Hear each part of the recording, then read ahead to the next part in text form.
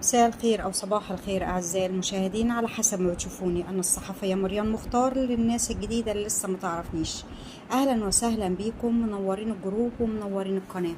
اللي لسه ما اشتركش في القناة ينزل يشترك ويفعل الجرس عشان يوصله كل جديد. لايك وشير وكومنت وسبسكرايب علشان نشوف حادث انقلاب سيارة ملاكي واسقوطها في ترعة السوهاجية على طريق بونجا الوسطاني بمركز طهطا بمحافظة سوهاج. الحادث أسفر عن وفاة 2 وإصابة 2 آخرين. الجهات الأمنية في مديرية أمن سوهاج تلقت إخطار من غرفة العمليات بيفيد بوقوع حادث انقلاب سيارة ملاكي بترعة السوهاجية.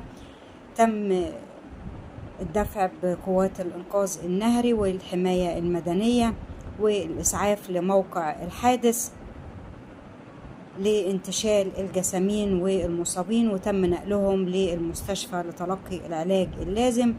وبتواصل قوات الإنقاذ عمليات البحث للتأكد من عدم وجود مفقودين آخرين، وجاري استخراج السيارة من الترعة. المتوفين هم حسام أحمد إسماعيل 35 سنة من قرية الصفيحة، سامية علي عقيل من قرية بني حرب التابعة لقرية بونجا.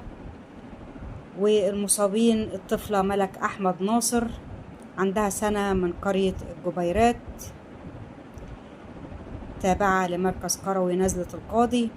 وأميرة يوسف علي عندها 19 سنة من قرية أبو خرس تبع المجلس قروي الصفيحة.